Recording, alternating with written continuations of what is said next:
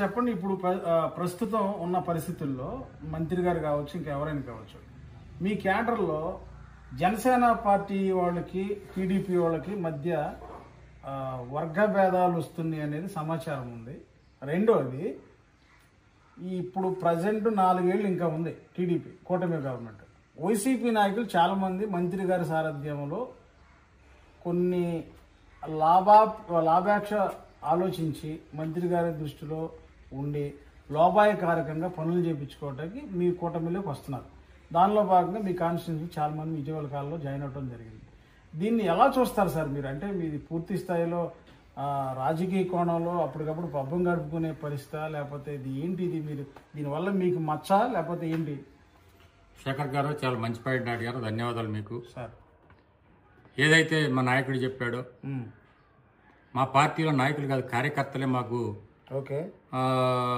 మాకు అండ, మాకు ఒక కుడి భుజం ఎడం భుజం అని మా అధ్యక్షుడు మాట్లాడుతూ ఉన్నారు.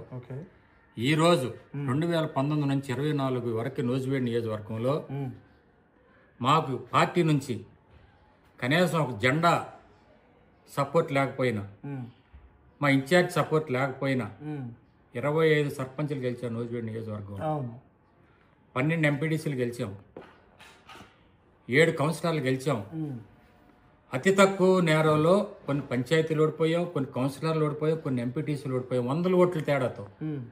ఈరోజు ఎన్నో కష్టాలు, ఎన్నో కేసులు, ఒక వ్యక్తి అయితే 7 కేసులు పెట్టారు, ఎన్నో కేసులు, ఎన్నో ఆస్తి నష్టాలు, ఎన్నో అవమానాలు ఎదుర్కొని ఈరోజు నూజివీడు నియోజకవర్గంలో వైసీపీ నుంచి వచ్చాడు సారథి గారు. ఈరోజు టీడీపీ నుంచి రాలేదు, వైసీపీ నుంచి ఎక్కడో పెనమలూరు నియోజకవర్గం నుంచి నూజివీడు నియోజకవర్గం వచ్చారు. కానీ ఈరోజు పార్టీ గెలవాలి, ప్రజలు పడ్డ కష్టానికి రాత్రి పగలు కష్టపడిన కార్యకర్తలు గెలిపించారు. ఈరోజు మనం 12,000 మెజార్టీతో గెలిచాం. మీరు మొన్న చూసుకోండి ఎమ్మెల్సీ ఎలక్షన్లో, ఈరోజు తెలుగుదేశం పార్టీ చరిత్రలో ఎప్పుడూ లేని విధంగా 80,000 మెజార్టీతో ఈరోజు గ్రాడ్యుయేట్స్లో గెలిచాం. ఈరోజు ప్రజలందరూ కూడా పార్టీ మద్దతు సిద్ధంగా ఉన్నారు. కానీ ఏదైతే మనకు బలం ఉంది, జెండా మోసిన కార్యకర్త ఉన్నాడు, కష్టాల్లో ఎవరు రూపాయి తీసుకోకుండా సొంత డబ్బులతో పార్టీని మోసిన కార్యకర్త ఉన్నాడు. కానీ ఈరోజు ఏదైతే మనం ఓడించడానికి గత 5 సంవత్సరాలు వైసీపీ ప్రభుత్వంలో పదవులు పొంది ఆ రోజు పదవి భోగాలు అనుభవించి ఈ రోజు మళ్ళీ పార్టీలో తీసుకురావటం అనేది నేను పూర్తిగా వ్యతిరేకిస్తా ఉన్నా. దీన్ని ఈరోజు మన నమ్మిన కార్యకర్త ఉన్నాడు, మన నమ్మిన కుటుంబం ఉంది. ఈరోజు ఆ కుటుంబానికి మన నమ్మి గెలిపించినటువంటి కుటుంబానికి మన చేయూతనివ్వాల్సిన బాధ్యత ఉంది. నిన్నగాక మా ఎంపీ గారు, గుంటూరు ఎంపీ గారు, సహాయ శాఖ మంత్రి చంద్రశేఖర్ గారు కూడా మాట్లాడారు. అంటే ఒక కార్యకర్తకు మనం ఏం చేయాలి? ఒక కార్యకర్త లేకపోతే ఇలా పార్టీ లేదు, ఒక కార్యకర్త లేకపోతే ఈ రోజు మంత్రి లేడు, ఒక కార్యకర్త లేకపోతే ఈ రోజు ముఖ్యమంత్రి లేడు.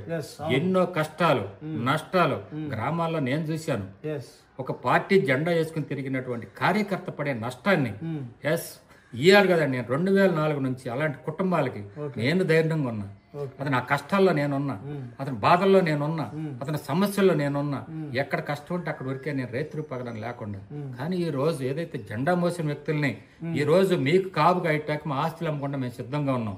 కానీ మమ్మల్ని ఓడించిన వ్యక్తుల్ని, 5 ఏళ్ళు అధికారం బలాయించిన వ్యక్తులు తీసుకొచ్చి మా జక్కను కూర్చోబెట్టి మా ముందు నాయక పెత్తనాలు ఇస్తా ఉంటే మాకు బాధగా ఉంది. అది చాలా బాధ. నాకే కాదండి, ఈ నియోజకవర్గంలో ప్రతి కార్యకర్త, పక్క నియోజకవర్గాలు వేరు, మా నియోజకవర్గం వేరండి.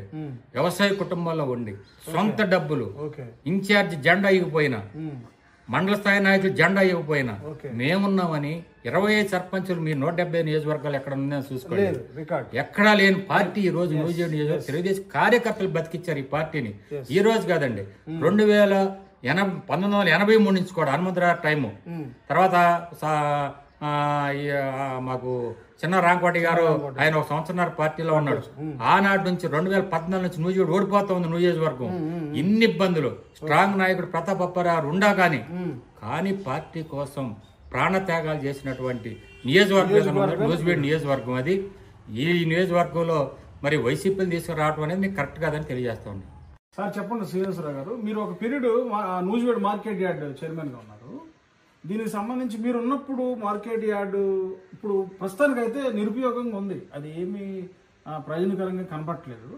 మీరు ఉన్నప్పుడు ఎలా ఉంది, ఇప్పుడు ఎలా ఉంది, దీనికి సంబంధించి మీరు ఉన్నప్పుడు అసలు ఏం చేశారు ఈ మార్కెట్ యార్డ్ చైర్మన్ సంబంధించి?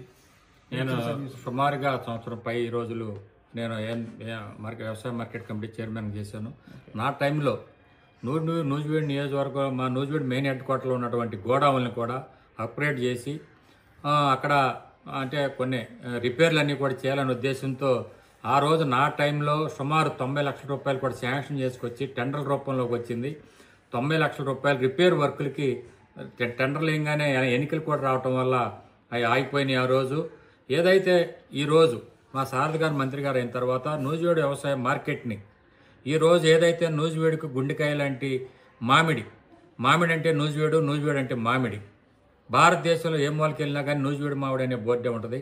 ఇలాంటి నూజివీడులో మామిడి అంతరించిపోకూడదనే ఉద్దేశంతో ఏదైతే ఇక్కడ ఉన్నటువంటి వ్యవసాయ మార్కెట్ యార్డ్ని ఒక మ్యాంగో మార్కెట్గా చేసి, వెజిటేబుల్ మార్కెట్గా చేసి ప్రజలందరికీ నూజివీడు హెడ్ క్వార్టర్లు రేపు 4-వే అయిపోతూ ఉంది. నూజివీడు నియోజకవర్గంలో మనకి బందర్ టు కల్లూరు వరకు కూడా 4-వే జరుగుతూ ఉంది. రవాణా సౌకర్యం పెరుగుతూ ఉంది. ఈ పరిస్థితుల్లో సుమారు 30 కోట్లు తీసుకొచ్చి ఈ నూజివీడు వ్యవసాయ మార్కెట్ని అభివృద్ధి చేయాలి, మ్యాంగో ఫ్రూట్ మార్కెట్ తీసుకురావాలి, ఫ్రూట్ మార్కెట్ తీసుకురావాలి, హార్టికల్చర్ సంబంధించినటువంటి ఫ్రూట్స్ మొత్తం కూడా మ్యాట్లో తీసుకొచ్చి డెవలప్ చేయాలనే ఆలోచనతో మా మంత్రి గారు ఈరోజు దానికి అన్ని కూడా ఎస్టిమేట్లు తయారు చేయించి అతి కొద్ది రోజుల్లోనే నూజివీడు వ్యవసాయ మార్కెట్ అనేది ఆంధ్రప్రదేశ్ లో నెంబర్ 1 వ్యవసాయ మార్కెట్ గా రూపుదిద్దుకోవడానికి వ్యవసాయ శాఖ మంత్రి గారు పూర్తిగా దాని మీద నిమగ్నమై ఉన్నారు. ఈ రోజు ఇది జరిగిద్ది అంటారు సార్? మేము జరుగుద్దని ఆలోచన చేస్తున్నాం. అంతా అంటే ప్రాసెస్ వచ్చేసింది. అంటే నేనేమంటానంటే సార్, ప్రపంచంలోని నూజివీడుకు ప్రసిద్ధి నూజివీడు రసాలు, నూజివీడు మామిడి సార్. ఈ నూజివీడు మామిడిని రీసెంట్గా మీరు చూస్తే మాజీ ఎమ్మెల్యే ప్రతాప్ గారు ప్రెస్ మీట్లో నూజివీడు మామిడిని అస్తవ్యస్తం చేశారు, మామిడికి సంబంధించి న్యాయం చేయండి అని చెప్పేసి వెరీ క్లియర్గా ఇప్పుడున్న మంత్రి గారిని అనడం జరిగింది. నిన్న మంత్రి గారు కూడా స్పందించారు. ఏమనంటే మీకు బహుశా తెలియదు అనుకుంటా మాజీ ఎమ్మెల్యే గారు, మేము దాని గురించి చూసుకుంటామని చెప్పారు. అసలు నిజంగా ఇప్పుడు ఉన్న మార్కెట్ యార్డ్ అనేది ప్రధానం రైతులకు, ఏదో చూసినా అది నిరుపయోగంగా ఉంది. నిజంగా మీరు చెప్పేది జరిగిద్ది అంటారా? ఇంకా ఇప్పుడు 15 నెలల కాలం అయిపోయింది ఈ కూటమికి సంబంధించి. మీరు ఈ పరిస్థితుల్లో ఇప్పుడున్న సారథి మినిస్టర్ గారు వచ్చి నూజివీడుకి చేసిన అభివృద్ధి 2 లైన్లు చెప్పండి. ఏదైతే రాజకీయాల్లో 40 సంవత్సరాల నుంచి ఉన్నా నేను, ఓకే, ఈ రోజు ఆంధ్రప్రదేశ్ ఉన్నటువంటి ఆర్థిక పరిస్థితులు, ఈ రోజు కుర్చీ మీద కూర్చోవాలంటేనే భయపడే పరిస్థితులు, ఓకే, మేము గెలిచినటువంటి 14 నెలల కాలంలో అధికారంలోకి వచ్చి మరి పరిపాలన సాగిస్తూ 14 నెలల టైంలో రావుచర్ల గ్రామ పంచాయతీలో 40 లక్షల అభివృద్ధి కార్యక్రమాలు చేశాం మేము.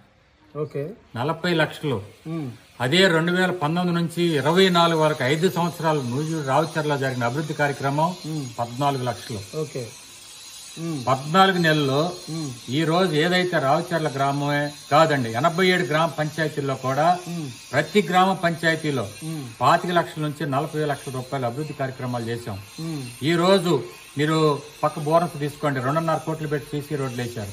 ఒకే చోటగాడు ఎక్కడైతే అవసరాలు ఉన్నాయో అవసరాలకు అనుగుణంగా ఈ రోజు నూజివీడు నియోజకవర్గ చరిత్రలో మొట్టమొదటిసారిగా ఇన్ని ఆర్థిక సంక్షోభాలు ఉన్నప్పటికీ కూడా నూజివీడు నియోజకవర్గంలో కోట్ల రూపాయల అభివృద్ధి కార్యక్రమం జరిగింది. ఎనీ టైం 87 గ్రామాలు మీరు వెళ్ళండి. ఈ రోజు మున్సిపాలిటీలు అంటే కొంచెం లేట్ అయిన కార్యక్రమం జరుగుతా ఉంది. ఈ రోజు కూడా 5 కోట్ల రూపాయల అభివృద్ధి కార్యక్రమాలు వెచ్చించడం జరిగింది. 4 కోట్ల రూపాయలు టెండర్లు వేయడం జరిగింది.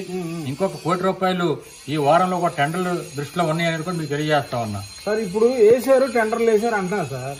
ఇప్పుడు ఎన్ని కోట్ల అభివృద్ధి నూజివీడు కాన్స్టిట్యున్సీలో ఇప్పుడు మంత్రి గారు వచ్చిన తర్వాత జరిగింది ఏంటి సార్? అంటే అంతకుముందు మన ప్రతాప్ గారు ఏం చేయలేదా సార్? అది మీరు ప్రజల్లో ఈరోజు శేఖర్ గారు, నాకు తెలిసి మీరు ఈ 87 గ్రామాల్లో సుమారు 20-25 గ్రామాల్లో మీరు సర్వే చేశారు. అవునండి, తిరుగుతున్నా. నేను మీ యొక్క ప్రతి గ్రామంలో ప్రతి పేదవాడు మాట్లాడే మాటలన్నీ కూడా నేను కూడా చూస్తా ఉన్నా. అతని బాధలు ఏంటి, అతను నిజంగా ఎవరైనా చెప్పిస్తున్నారా, అసలు స్వచ్ఛందంగా మాట్లాడుతున్నారా అనే దాంట్లో మీరు ఏదైతే ఈ రోజు 25 గ్రామాల సర్వే చేశారో మీ సర్వేలో ఉన్నటువంటి వ్యక్తులు ఏం మాట్లాడుతున్నారో మీరే దానికి ఉదాహరణ. నేనేదో ఈ రోజు రాజకీయ నాయకుడి మాటలు చెప్పటల్లా, ఈ రోజు ఈ ప్రతిరోజు నేను మీ వీడియో చూస్తున్నా, పబ్లిక్ ఏం మాట్లాడుతుంది. నేనేదో నేను పార్టీ నాయకుడిని నేను పచ్చగా ఉందనుకోను, కానీ నాకు మీరు ప్రతి గ్రామం మాకు సంతోషించే విషయం ఏంటంటే పేదవాడి దగ్గరికి వెళ్తున్నారు, పెన్షన్దారు దగ్గరికి వెళ్తున్నారు, రైతు దగ్గరికి వెళ్తున్నారు, ప్రతి ఒక్క వ్యక్తి కూడా మీతో మాట్లాడుతూ ఉన్నారు. మీరు దాన్ని బట్టే మా పరిపాలన ఏ విధంగా ఉంది, అభివృద్ధి ఏ విధంగా అనే దానికి ఉదాహరణ మీరు తీసుకునేటువంటి ఇంటర్వ్యూ ఉదాహరణ నేను తెలియజేస్తా ఉన్నాను. సార్, మీరు ఇంత ధైర్యంగా శబ్దం చేస్తున్నారు మంత్రి గారిని నెక్స్ట్ గెలిపిస్తానని. మీరు ఇప్పుడు 3 నెలల్లో స్థానికుల ఎన్నికలు ఉన్నాయి సార్, 3 నెలల్లో ఉన్నాయి. దాదాపు నూజివీడు కాన్స్టిట్యున్సీ మొత్తం సర్పంచ్లు కావచ్చు, ఎంపీటీసీలు కావచ్చు, జడ్పీటీసీలు కావచ్చు, మేజర్ 90% అంతా వైసీపీ క్యాడరే ఉంది లాస్ట్. ఇప్పుడు స్థానిక ఎన్నికలు జనవరిలో ఇచ్చాడు మనకి. ఈ షార్ట్ పీరియడ్లో మీరు ఏ మ్యాండేట్ తీసుకొని జనాల్లోకి వెళ్ళి ఈ మంత్రి సారథి గారు పేరు చెప్తున్నారు కాబట్టి నిజంగా మీరు ఎన్ని పంచాయతీలు గెలుస్తారు, అసలు ఎన్ని సేమ్ ఇప్పుడు వైసీపీకి ఏ క్యాడర్ ఉందో ఆ క్యాడర్ తీసుకొచ్చే దమ్ము మీకుందా ఇది కూటమికి ఇప్పుడున్న పరిస్థితుల్లో? ఓన్లీ నూజివీడు కాన్స్టిట్యున్సీ గురించి చెప్పండి. మీరు దీనికి ఒకటే మేము తెలియజేస్తున్నాం, ఎప్పుడు స్థానిక సంస్థల ఎన్నికలు జరిగిన స్టిల్ ఈ రోజు నుంచి మీకు సంవత్సరానికి జరిగిన మీరు ఏదైతే రాసి పెట్టుకోండి. 2021లో వైసీపీ సర్పంచ్ ఎంతమంది గెలిచారు, 2022లో ఎంపీటీసీ ఎంతమంది గెలిచారు, అట్లాగే ఆ రోజు కౌన్సిలర్లు ఎంతమంది గెలిచారు, దానికంటే ఒక సర్పంచ్ ఎక్స్ట్రా గెలిచి చూపిస్తాం మీకు. ఒక సర్పంచ్నైనా అంటే ఏంటి, ఒక ఎంపీటీసీలు కూడా వాళ్ళకి ఎన్ని వస్తే అందుకంటే ఒక సింగిల్ ఎంపీటీసీనైనా వాళ్ళ మీద ఎక్కువ గెలిపిస్తాం, వాళ్ళకంటే ఎక్కువ కౌన్సిలర్లు మేము గెలిపిస్తాం. మీరే చూద్దరు. కానీ అంటే మీరు ప్రజలు గెలిపిస్తారు అంటే ఏ విధంలో ప్రజల్లోకి వెళ్తారు సార్? నేను అనేది మీరు కూటమి సార్, ఈ రోజు నేను ఒకటే, మీరు ఇన్ని గ్రామాల సర్వేలో మీరు విశ్లేషణ చేసుకోండి, మేము చెప్పాల్సిన పని లేదు. ప్రజల్లో మనసుల్లో నుంచి ఏం మాటలు వస్తున్నాయో మీకే అర్థం అవుతా ఉంది. ఈరోజు ఏం మాట్లాడుతున్నా అర్థం అవుతా ఉంది. ఈ రాష్ట్రానికి నారా చంద్రబాబు నాయుడు అయితేనే మన బతుకులు మారుతాయి, కూటమి ప్రభుత్వం ఉంటేనే మన చరిత్ర మారుద్ది, మన పిల్లలకు ఉద్యోగాలు వస్తాయి, మన కూలి పనులు దొరుకుతాయి, మన కంపెనీలు వస్తాయి అనే ఈ రోజు వైసీపీకి ఓటేయకూడదు, ఓటేస్తే మన జీవితాలు నాశనం అవుతాయి అనేది గ్రామాల్లో ఈ రోజు ప్రజలందరూ కూడా ఏక నిర్ణయానికి వచ్చారు.